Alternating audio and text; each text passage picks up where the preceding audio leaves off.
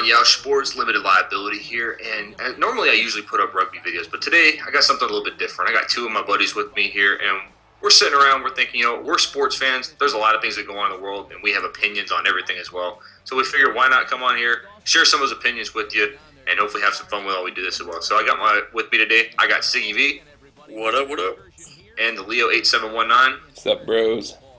And we're going to talk about a big thing that actually happened the other day, and, I think the three of us are baseball fans. We've kind of established that a little bit, and we've noticed, and it's been one of these things that's been dragging on ever since the late 90s, early 2000s, and it's been steroid use in baseball. It's been a huge thing.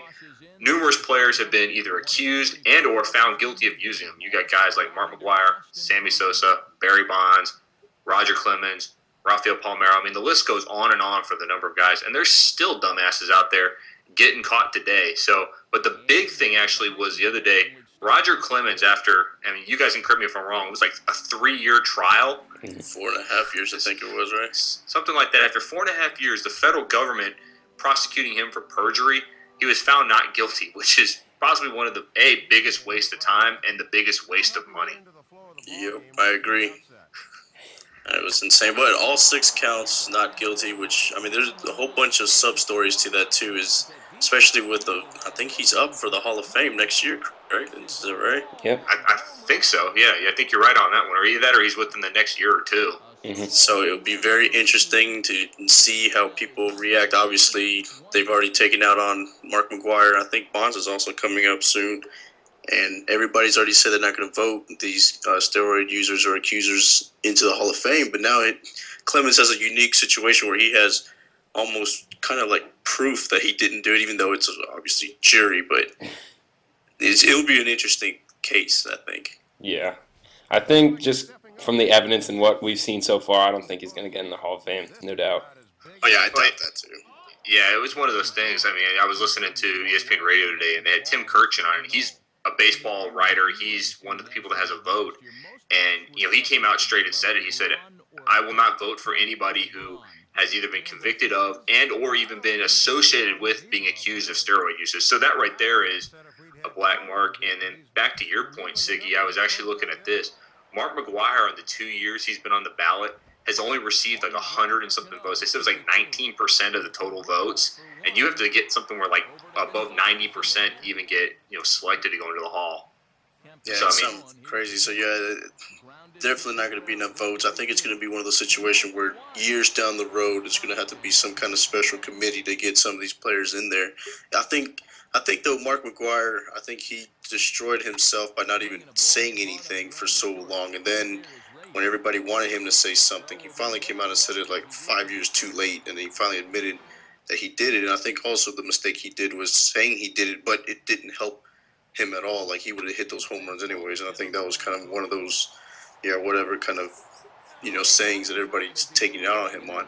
I think with Barry Bonds, it would be interesting. I think also Roger Clemens, only because their numbers before, the era of steroid era were good enough to be in the Hall of Fame. So I think that was a little bit different than a Mark McGwire. Everybody thought Bonds should have been there because of the fact that he also stole so many bases and he was a 5-tool player. Clemens had all those, 80s and early 90s of, dominant strikeouts and, record-breaking performances and things like that. And who knows if all the steroids did was just prolong his career, but it was already a Hall of Fame career. So I think those two cases would be very interesting. So I don't know how they're going to do it. I think Bonds should be in the Hall of Fame. Out of all the people that did steroids, I think Bonds should be. I could almost make a case also for an A-Rod if he when that time comes, depending on how his final numbers are. But I think all the other guys for sure shouldn't go there. Like Rafael Palmeiro, I think he blew it because of what happened, saying no, and then all of a sudden he gets busted. That kind of stuff is just retarded. Manny, he had a great career also, but him being just in denial and then coming back and then saying no, screw baseball, and it was just all weird. But those two guys, I think, though, Bonds and Clemens, it would be an interesting case for sure. Yeah, I think that it's really a shame that the baseball players do this because obviously without the steroids, they're great baseball players, and I think that they would have made it into the Hall of Fame anyway if they hadn't have used steroids. But I think they have this mentality like, oh, I need to be so much better than everybody else. and just getting associated with the performance-enhancing drugs. It's just, I don't know, bad stuff. And obviously it's really hurting Clemens right now because he's definitely a great enough pitcher to make it, but now with all this steroid stuff, it's obvious that he's not going to make it into the Hall of Fame.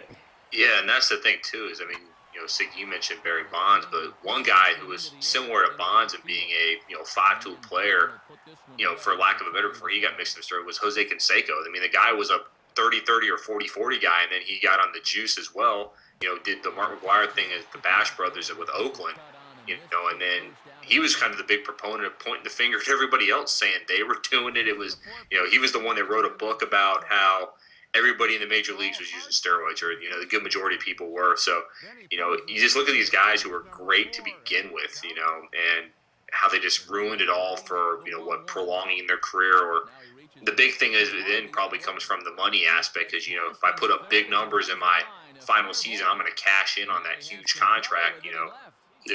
For what? That's the big thing that you're seeing going on here. Yeah, that's a great point with Canseco. One other thing too is the whole Mitchell report that really, brought light to everybody on this list in particular. I think the Mitchell report though only was able to do like Northeast baseball. It was majority of the players were Yankees, Mets, and a couple of other players that were associated with them that just happened to be on the other teams, like say Ken Caminiti or what's his name, Gary Sheffield, and all of them, kind of scattered around, but they all came, dominantly from the Yankees and Mets. I think if they did something like this, because I live in Texas, if they had talked to trainers and stuff like that for the Rangers back in the days, Ruben Sierra, Juan Gonzalez, I think all those things, obviously Rafael Palmeiro, I think, Canseco's book was pretty almost accurate, where it seemed like, at least looking at it from afar, that these baseball players just blew up. Remember, what was that guy that hit 50 home runs out of nowhere? Brady Anderson? Yeah, Brady. I was about to bring him up. Well, he hit 50 home runs one year and then fell off the face of the earth. Yeah, Matt Williams for the Giants, he hit something like that too, something ridiculous. And these guys just, even Tino Martinez, who I think, he's one of the great Yankees for me, but that year he hit like something like 55 home runs. And this guy don't look like he hit 55 home runs. And yeah, I mean, it's a bad era, obviously, a black guy, but I don't know. It wasn't illegal in the sport. I just don't know how you can. I guess it's kind of like, with Pete Rose. I guess I have a different feel for it. I think he should be in the Hall of Fame regardless if it was gambling. But well, that was the question I was going to pose to the two of you, is that, if, Bonds gets in, Clemens gets in, or some of these guys get in for, lack of a better term, cheating the game, do you put guys in like Pete Rose and, Shoeless Joe Jackson from the 19 Black Sox scandal? Do you put them in the Hall of Fame because they gambled? They cheated in a sense. They threw some games, Rose's bet on teams. But do you give them a shot and put them in the Hall if you're going to put guys in who actively took steroids or some other PED? Yeah, I guess that's the catch-22. Go ahead, Leo. What did you say? Yeah, I was just saying that's really tough. It's really hard to decide because it's just kind of the same thing with the steroids.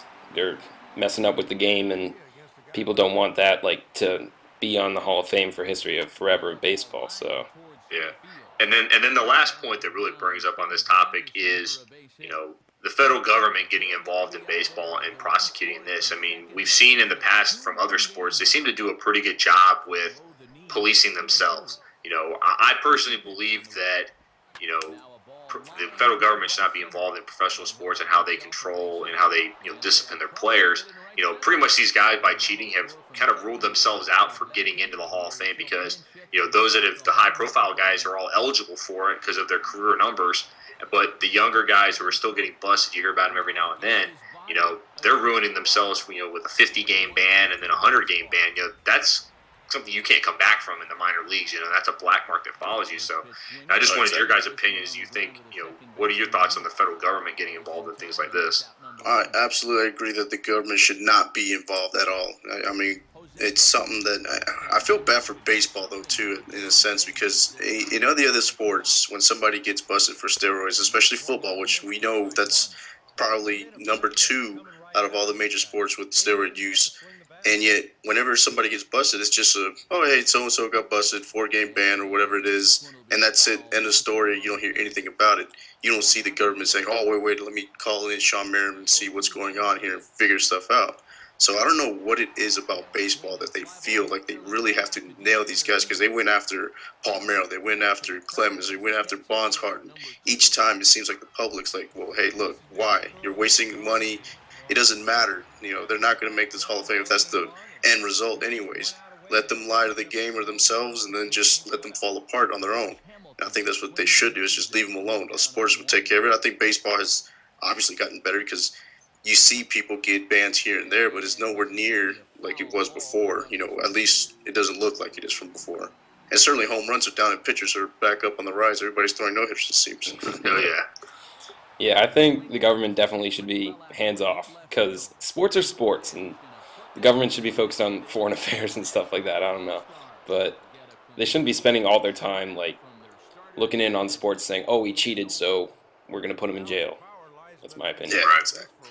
Yeah. Well, that's it for us, guys. This is going to be one of those things that's going to be debated for years on end. It's going to be debated for why these guys don't get into the Hall. It's going to be debated if any of these guys get into the Hall.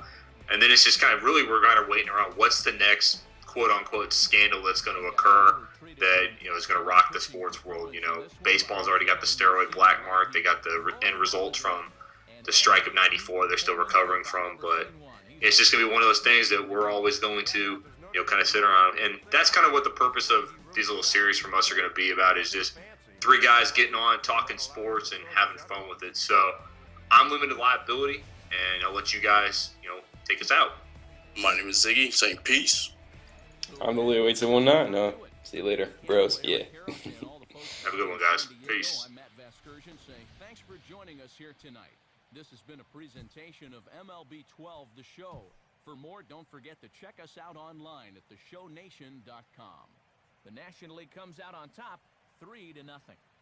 Highlights from our game are coming your way now.